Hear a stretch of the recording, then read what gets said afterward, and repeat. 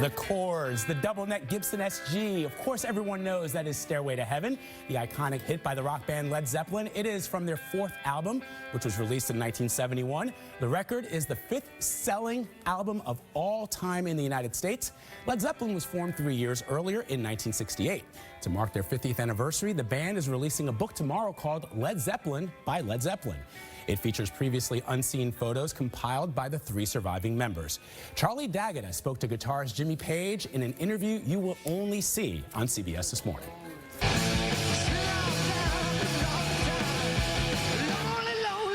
They elevated the rock band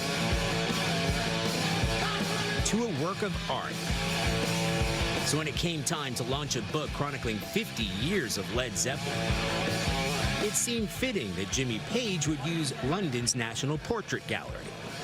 We got a backstage pass. Mr. Page, how are you? I'm all right, Nice to meet you. Nice to meet you. Not only the band's guitarist, but creator and visionary. Was there a moment when the four of you got together for the first time, and the first couple of times you thought, wow, this... Well, the very first rehearsal that we did... The very first rehearsal? ...was here in London, in a rehearsal room, where we had maybe an hour or 2 hours. We just got together, and we counted 1, 2, 3, 4, and we were in, and we were all playing. And we just kept extending the song and jamming on it, and by the end of it, I absolutely guarantee that it was a life-changing experience for everybody from that point. You know, everyone knew that they'd never played with musical equals. Musical equals without equal. Robert Plant and drummer John Bonham were just 20-year-olds. Bassist John Paul Jones, 22, and Page, 24, were already veteran musicians. It's the first book about Led Zeppelin by Led Zeppelin. An extensive archive of previously unseen photos handpicked by the surviving members of the band, even if they were seeing some of them for the first time.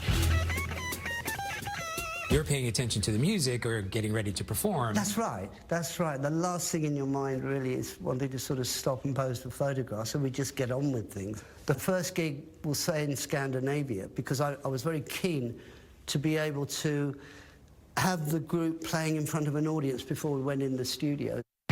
They would be an album band, one classic at a time, from Led Zeppelin 1 through 1982's Coda. 9 studio albums that sold more than 300 million copies around the world, one of the most successful catalogs of the rock age. In recent years, Page has tried to keep the Zeppelin in the air, presiding over a series of archive releases. By the mid-70s, Led Zeppelin had created every rock band stereotype. But back in 1968, Page's vision was unique. I knew that the way to do it was to have 4 musicians that were just, you know, really locked in tight, and everyone could be heard on the records, and it wasn't just about one person, but the overall. But it meant they could never be Led Zeppelin without each other. So when drummer John Bonham died in 1980, that meant the end of the band, too. In 2007, with Bonham's son, Jason, on drums, Page, Plant, and Jones regrouped at London's O2 Arena. 20 million fans applied for the 20,000 tickets. Look, I have learned not to ask you about Led Zeppelin reforming. I've seen what happens when interviewers do that. Yeah. So I'm not going to ask you. You see the subject's face start to drop.